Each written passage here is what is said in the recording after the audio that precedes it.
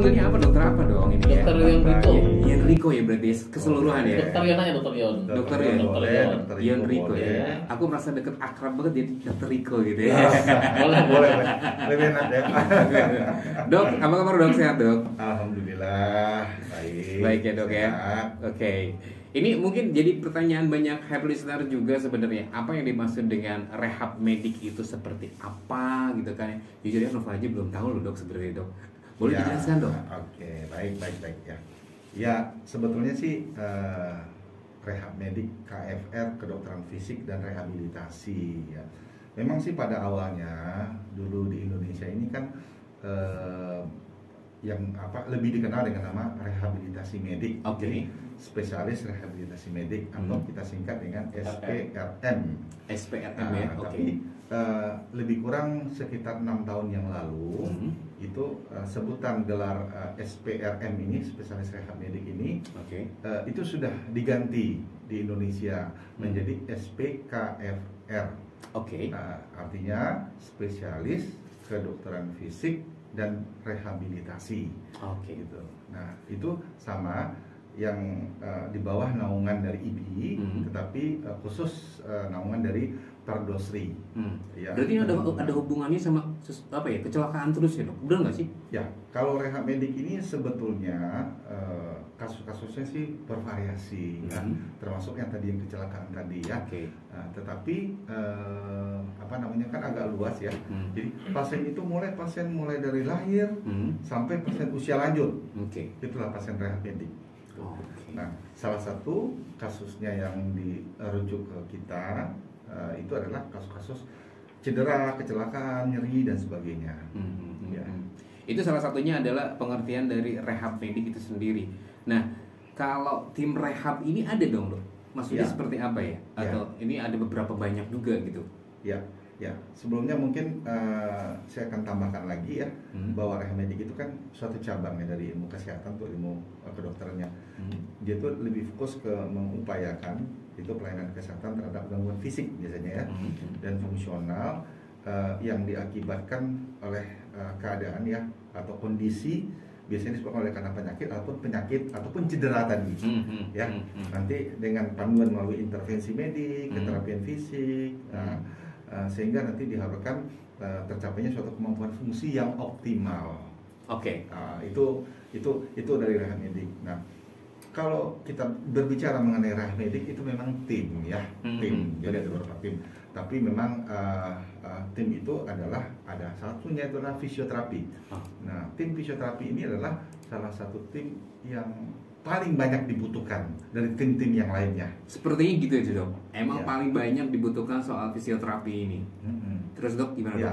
Nah kemudian ada namanya tim lagi ya okupasi terapi. Ada namanya timnya lagi terapi wicara atau speech terapi. Kemudian ada lagi yang namanya ortotik prostetik. Nah ortotik prostetik ini dia tuh berbicara kita mengenai palsu. Kaki palsu, tangan palsu, mengenai ortose dan protese, itu juga termasuk di dalamnya. Contoh kayak deker, korset, kita habis cedera olahraga, kalau mau memerlukan alat bantu nanti di situ ada ortotik prostetik. Berarti itu sebagai bantuan bahan pengganti ya dok? Bahan pengganti.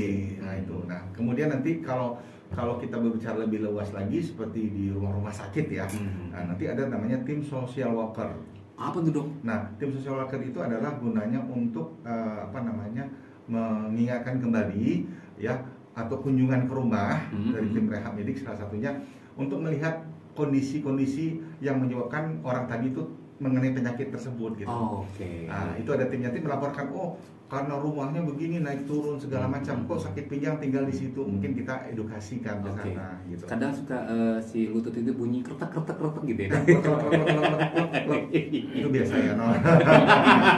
Itu banyak banget gitu ya. Ada lagi kalau misalkan patologi itu apa dong? Patologi. Sorry. Kalau patologi beda lagi. Beda lagi. Itu kelainan ya. Itu kelainan. Ya. Dan mungkin bisa dibilang penyakit yang bisa ditangani sama tim rehab medik ini di klinik Bukujang seperti apa?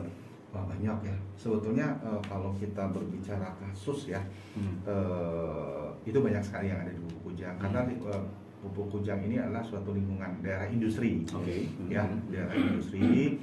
Kemudian ya mungkin kita tidak menginginkan ya ada resikonya cukup tinggi juga ya, ada suatu kecelakaan kerja, mungkin karena adanya suatu kesalahan dari apa ya, ergonomi kerja. Nah, sehingga kan hal-hal tersebut mungkin sebetulnya sudah diberikan edukasi ya dari tim HAS segala macam ya. Tapi yang namanya kita bekerja ya, kan kita tidak tahu, ada saja yang ini. Nah, itu biasanya kebanyakan kadang-kadang ada misalnya ada yang cedera otot, kemudian ada yang tangannya kesemutan gitu, ya kan, jadi karena mungkin megang alat terlalu salah posisi atau mungkin karena duduk terlalu lama, saling asiknya kerja, akhirnya punggungnya sakit. Saya berdiri dulu kalau gitu, Dok. Punggungnya sakit juga bisa. Atau lutut yang sakit karena ada turun tangga gitu ya. Kan kayak di sini tangga ada itu banyak di sana. Itu jenisnya seperti itu ya, Dok ya? Iya, seperti itu. Kalau yang itu kalau bisa dibilang kalau dalam posisi yang agak lebih beratnya ada nggak di situ? Ada. Jadi kalau misalnya apa ya? Misalnya sakit punggung ya. Sakit punggung. Ya. Jadi kan kita di sana tuh juga kan kadang-kadang ada bagian produksi ya. Jadi bagian ngangkat-ngangkat segala macam gitu ya. Ya nggak tahu. Jadi yang itu harus ngangkat 2 orang, diangkat 1 orang. Kelamaan nih. Kan kita kan nggak tahu ya. Jadi ada yang seperti itu. Nah, itu memang banyak ya, derajatnya juga banyak ya.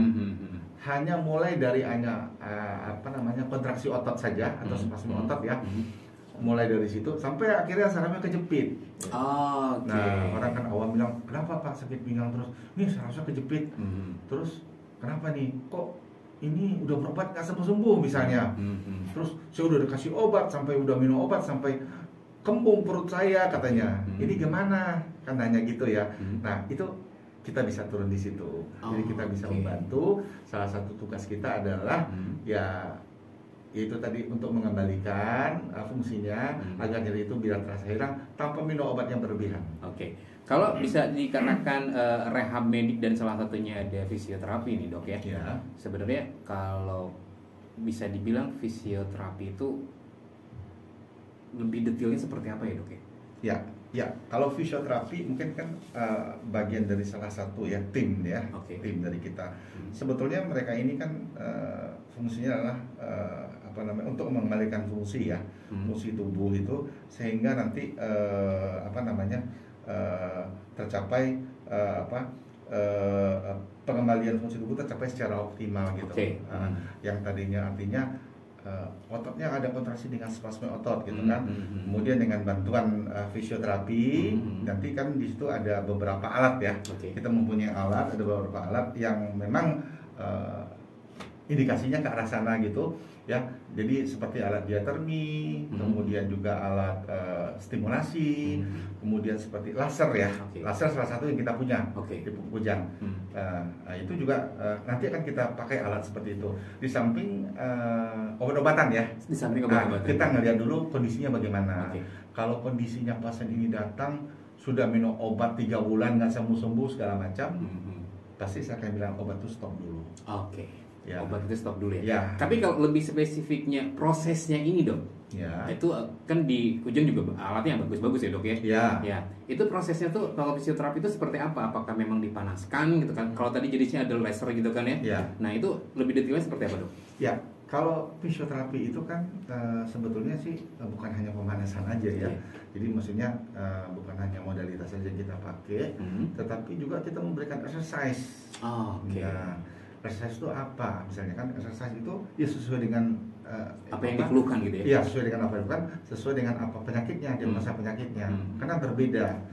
Sakit punggung, kemudian sakit tulang belakang yang berlebihan, itu berbeda latihannya dengan sakit lutut.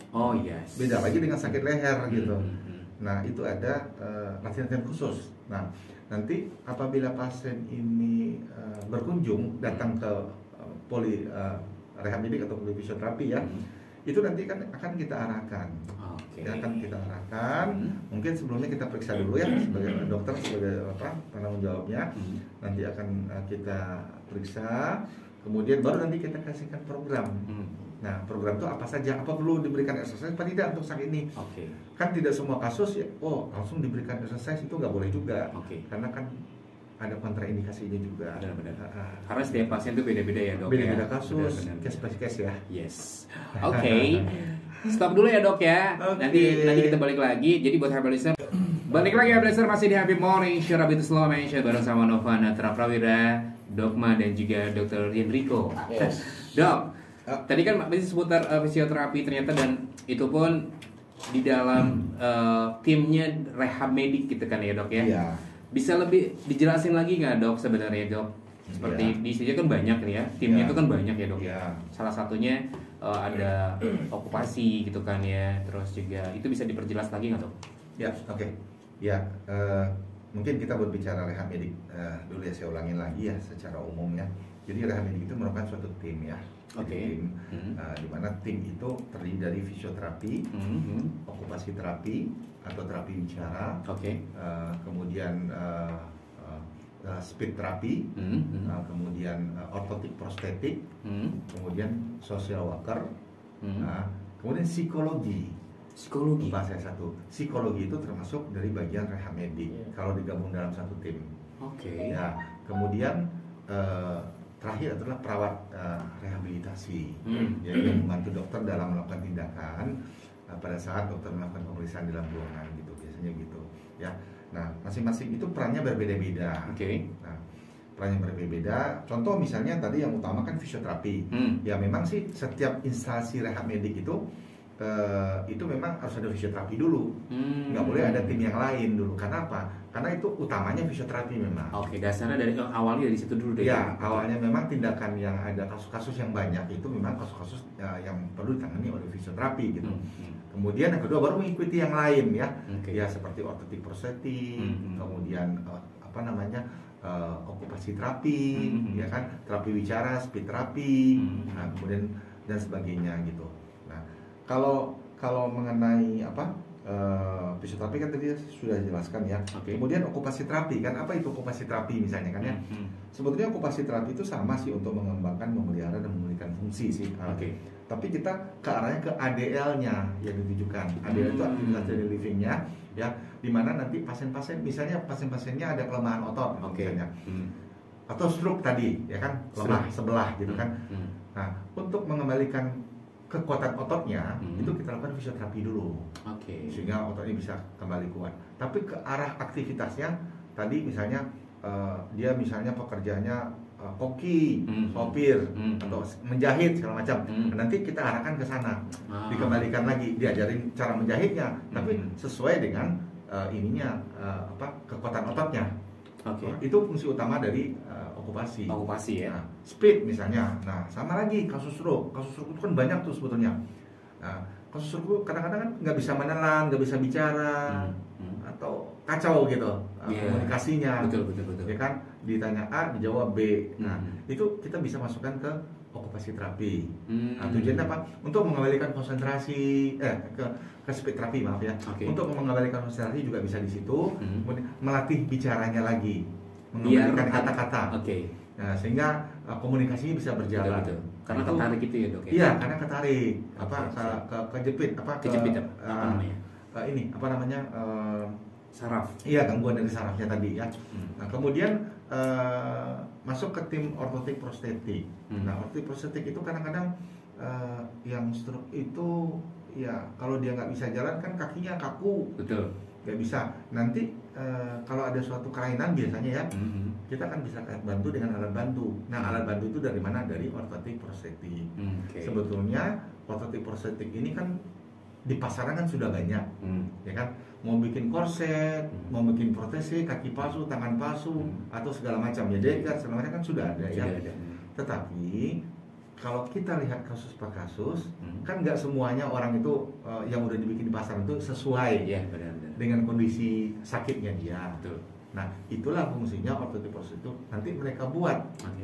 Jadi istilahnya kalau pakaian kan kita bisa beli di supermarket. Tapi kadang-kadang ada orang yang cocok kan kalau setiap beli di mall gitu ya, nggak cocok pakaian. Akhirnya siapa yang bikin? Tukang jahit kan? Betul. Dibikin sama penjahit gitu kan? Betul. Sama saja dengan ini kalau antiprostik. Nanti dia akan buatkan gitu. Jadi sesuai lah sama yang keinginannya gitu ya dok? Ya, sesuai dengan kondisi sakitnya, betul. kelainan yang ada karena dia sakit itu. Iya benar. Gitu. Kemudian apalagi tadi patologi. Social worker sudah ya. Social worker juga sudah tahu itu. tadi ya. Sama psikologi. Psikologi. Psikologi ini sebetulnya sih tahap awal ya kita memberikan edukasi juga bisa melalui psikologi. Okay. Kemudian biasanya sih kadang-kadang ya kalau ada orang yang ada sesuatu masalah misalnya, kok sakit pinggangnya kok nggak hilang-hilang? Benar. Karena kan nyeri sakit pinggang itu bisa disebabkan oleh karena saraf jepit atau nyerinya karena psikologis. Ya kan ada gangguan psikis gitu. Nah ini memang kita perpaduan, tapi kita coba dulu atasi dulu permasalahannya apa. Itu biasanya kita larikan ke psikologi dulu, ada sesuatu enggak gitu. Tetapi kalau sudah ada menyangkut dengan kelainan jiwa atau suatu penyakit, mungkin kita juga ada kerjasama dengan spesialis dokter jiwa gitu ya. Kemudian kalau misalnya ada pasien-pasien yang artinya yang memerlukan tindakan konsultasi misalnya tumbuh kembang anak ya. Jadi kalau anak itu kan masuk ke rehab medik juga. Jadi kalau anak itu dengan cerebral palsy misalnya, atau anak dengan gangguan bicara, keterlambatan motorik segala macam. Nah itu psikologi juga diperlukan. Karena nanti kan lebih kurang kalau dia sudah mengalami terapi di rehab medik itu pada usia 7 tahun, 6 tahun kan udah masih prasekolah ya. Nah itu nanti kita kan psikologi dulu, kita tes dulu IQ-nya. Nah gunanya apa? Nanti psikologi ini nanti akan membantu untuk kita mengarahkan ini terapi arahnya kemana. Apakah anak ini mampu didikkah atau mampu latihkah? Gitu. Nah kalau dia akan mampu latih, kita latih sesuai dengan kemampuan yang ada. Itu melalui fisioterapi. Ya kan?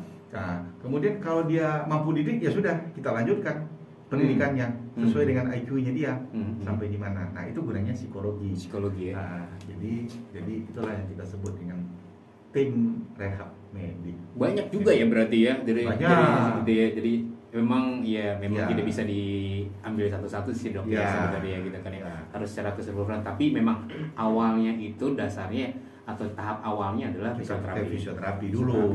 Makanya dari itu maka kan saya bilang kalau rehab medik itu memang kalau nggak ada fisioterapi juga mungkin ya susah juga ya, untuk kita untuk bekerja gitu ya. Nah pertanyaan gini dok, kalau misalkan memang soal yang namanya rehab medik, fasilitas di klinik Kujang sendiri itu apa aja dok? Apa? Untuk fasilitas rehab? Ya, fasilitas yang ada di Kujang sebetulnya banyak ya, beberapa. Sebutin aja dok, mau sombong juga nggak apa-apa sih sebenarnya. Termasuk salah satunya modalitas ya. Modalitas. Ya, modalitas itu kan bagian dari kerja dari fisioterapi ya, menggunakan modalitas, juga exercise ya, segala macam. Nah, kemudian ini yang dipertanyakan apa sih modalitas gitu ya? Betul. Modalitas itu apa aja? Yang ada di Pupuk Kujang gitu ya. Nah modalitas itu adalah suatu alat ya yang digunakan untuk terapi fisik ya. Yang berfungsi untuk pertama untuk mengembalikan fungsi otot, untuk mengurangi rasa nyeri dan sebagainya. Nah itu alat-alat yang kita punya kebetulan ya, wah brandnya cukup baik kalau menurut saya. Karena saya sudah berkeliling ke daerah, ternyata waktu saya ada di Pupuk Kujang, saya cek alatnya, kita punya alat cukup bagus dan cukup canggih. Kenapa saya bilang kita juga ada alatnya semua terdaftar di e-katalog. E-katalog itu kan standar pelayanan di Indonesia ya. Nah kebetulan alat kita Eropa semua ya. Jadi kebetulan sudah saya cek satu persatu. Kemudian ini alat dari mana saya lihat itu kan. Ya ternyata memang alat-alat yang kita lihat itu memang ada dari Eropa. Salah satunya adalah alat-alat diatermi, misalnya ada microwave diatermi, ada ultrasound diatermi, ada shockwave diatermi. Nah itu semua kalau nggak salah dari Eropa ya. Di Eropa itu ya. Dari Eropa. Kemudian juga mengenai laser juga dari Eropa ya. Laser itu ada satu dari EMI yang dari Italia ya. Kemudian kedua ada BTL dari Inggris, yaitu dari Eropa semua alatnya itu. Kemudian juga kita juga ada TENS ya, TEN electric stimulation ya, sama apa namanya parafin juga ada di situ ya. Parafin itu seperti lilin ya, lilin ya, banyak sih gunanya ya untuk kasus-kasus penyakit yang bisa kita pakai. Terapi lilin itu gimana dok? Nah, terapi lilin itu sebetulnya hanya untuk membantu ya. Jadi kalau kasus-kasusnya misalnya ada kasus-kasus artritis, rematik artritis, ya itu salah satunya. Kalau bahasa awamnya apa tuh? Radang sendi. Radang sendi. Oke. Ya, atau apa saraf kejepit di tangan juga bisa. Jadi yang tangannya kesemutan, kanan kiri, ya kan? Atau misalnya bengkak jari-jari tangannya, cekuk gitu. Jadi kalau ditekuk kok tangan saya bunyi dok gitu. Nah itu bisa membantu untuk meringankan ya. Tapi terapi lilin itu ya dok? Ya, tapi terapi lilin itu harus di combine dengan terapi modalitas lainnya. Lilinnya beli di warung bisa dok? Lilinnya khusus nih ya, bukan lilin biasa ya. Bukan lilin pakai lampu gitu. Kalau mati lampu ya nggak bisa dipakai. Justru dia nggak meleleh. Jadi nanti lilin itu kan beku, ya kan. Nanti dengan ada alat namanya parafin di satu ini ya, satu komponen.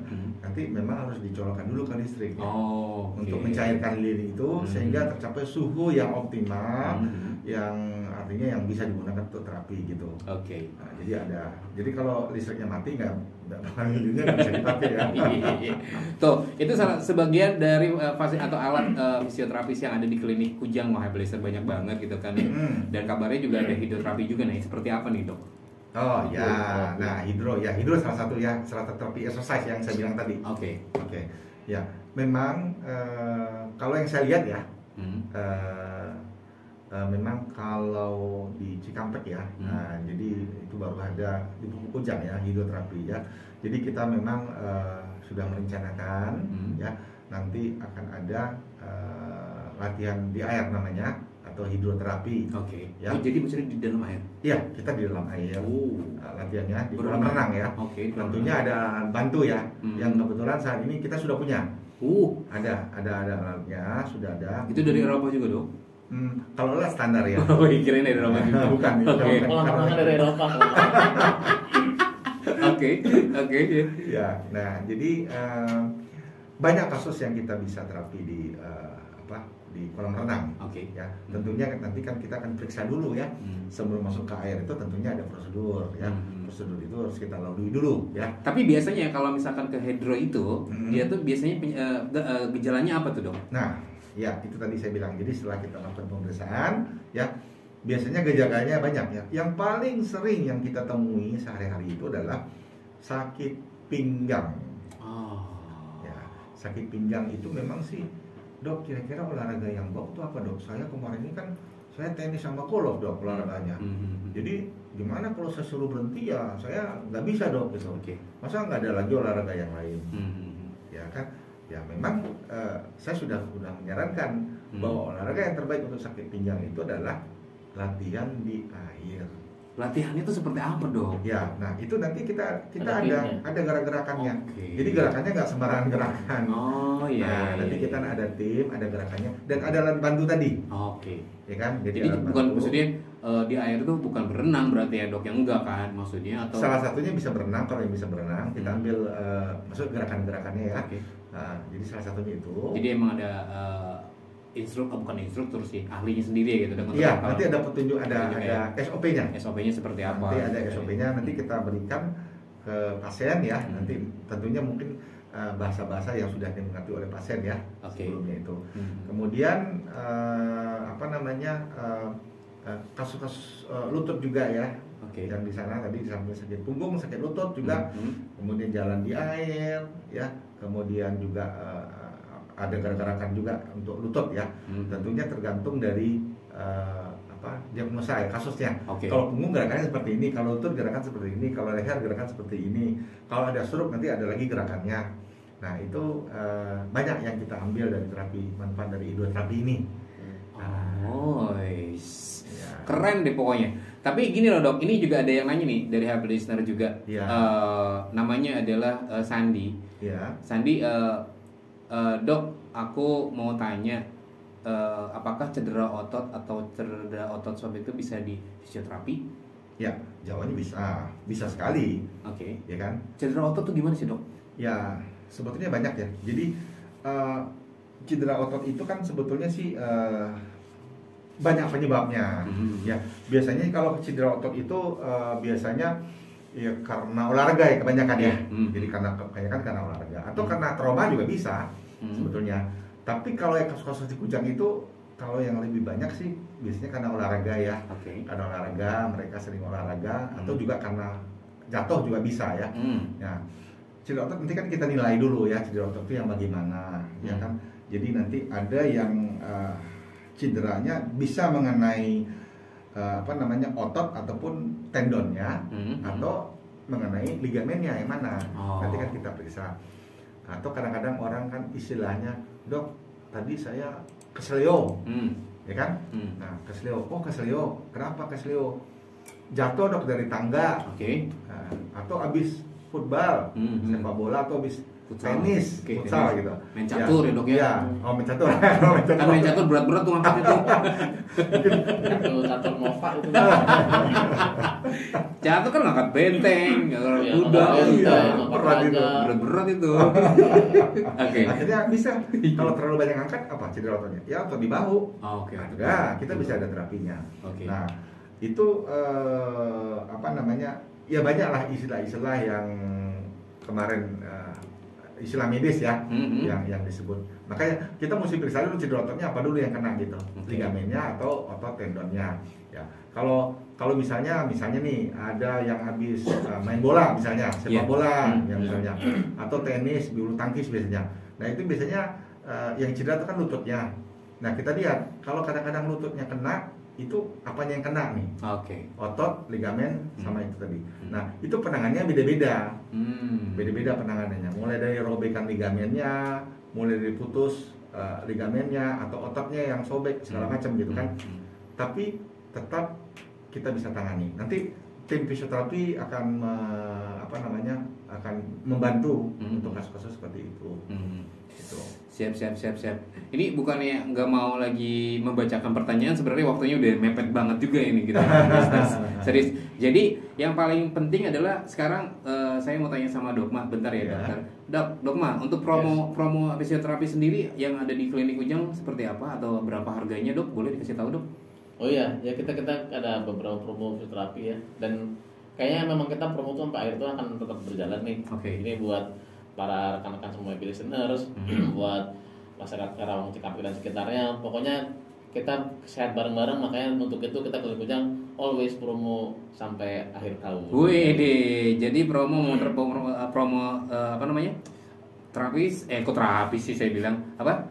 Ya, fisioterapi maksudnya. Ya. Itu sampai akhir tahun itu ya, listeners. Promonya sih bervariasi ya. Mulai kita fisioterapi promonya mulai dari 150 ribuan itu kita udah bisa fisioterapi.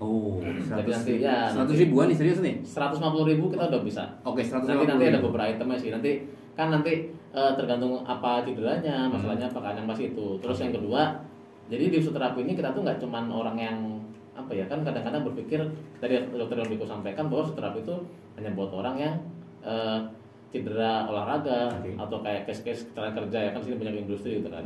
Nah tapi bisa juga buat orang-orang tadi itu disampaikan kan, jadi buat yang pasca penyakit, misalkan dia contoh pasca stroke, jadi terus pasca operasi, misalkan ada orang nih ada kecelakaan lalu lintas, kemudian ada patah tulang kaki atau tangan tuh, kan dia pasti bantu gerak tuh. Kadang-kadang kan dia karena lama si tulang itu didiamkan kan, mungkin di gips atau di dioperasi kan nggak gerak, kan ototnya mengecil tuh. Nanti dokter dan tim fisioterapi bisa bantu tuh. Jadi buat biar aktivitas kembali gitu kan.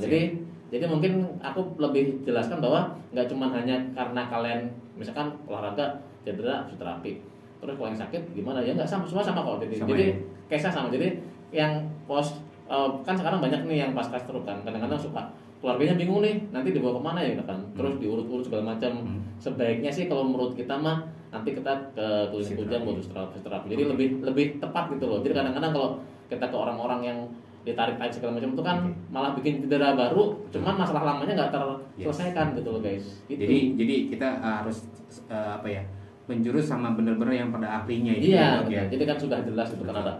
Kalau untuk Dokter Enrico sendiri prakteknya di Klinik Ujang dari hari apa sampai dari jam berapa, dari hari apa?